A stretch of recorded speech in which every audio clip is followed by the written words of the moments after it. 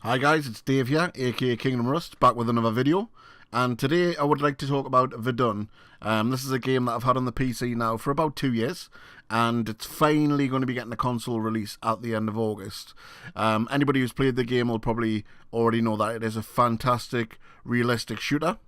And for those who haven't and don't have a PC that they can play this particular game on, then I'd say this is fantastic news for people who have the Xbox One and the PlayStation 4. I'll probably be picking it up for either the Xbox One or the PlayStation 4, despite even having it for the PC, because as I say, I'm looking forward to playing it with friends on the console.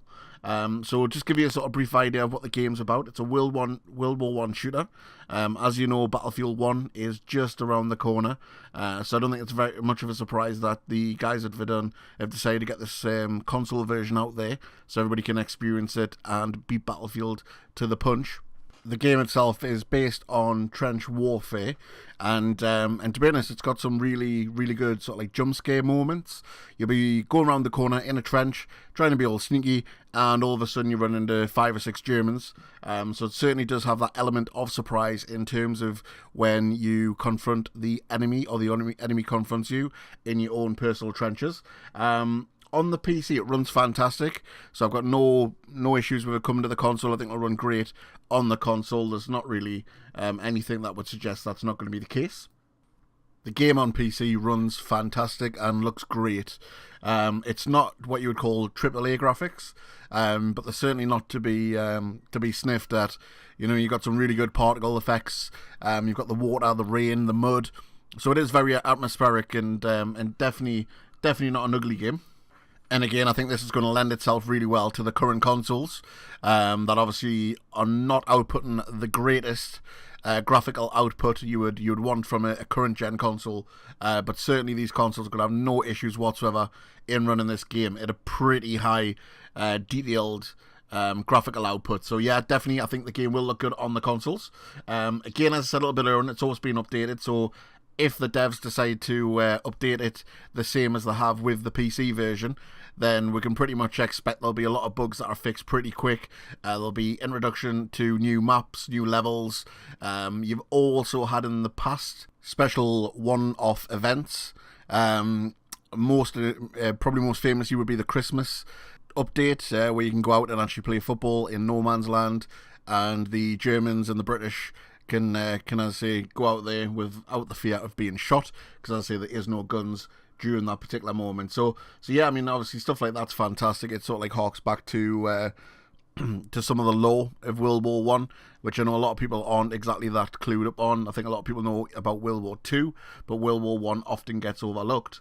And as I say, it's going to be a perfect warm-up for Battlefield 1. I think some of the stories that are going to be told in Battlefield 1 it'll certainly feature in areas of interest from Verdun.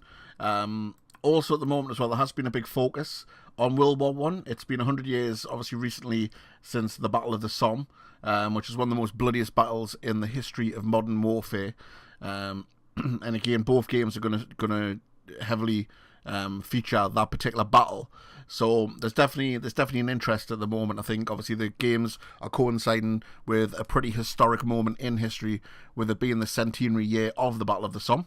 I know some people have also said that these particular games are glorifying World War One, and what I would say to that is, if not a lot of people know about World War One, they don't know about the sacrifices, they don't know about the stories of some of these soldiers, then surely if these stories are being put out there to the public, and you can actually play and role play these characters in the game, then for me, I don't think there's anything wrong with that. I would prefer people to actually learn about the First World War than not learn about it. And with that, hopefully it generates enough interest where people will go away and research their own part in history, whether it be family members who may have fought during the Great War, or just an interest in a regiment, possibly that's close to their particular hometown or city.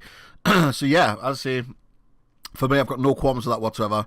I can't wait to get into the game. Really looking forward to the beta. Been crying out for a sort of a retro shooter in terms of either World War One or World War Two.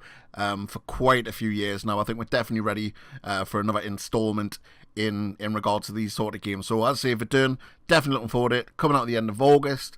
I do apologise if I've been clearing my throat quite a lot during this particular video. A little bit of advice: don't have a spicy pizza before you make a video, because as you can tell, you sound like a bit of a fucking idiot. But anyway, guys, that's all I've got to say on this particular subject. Can't wait for Verdun, can't wait for Battlefield 1, and yeah, I'll see you in some future videos in the not so distant future.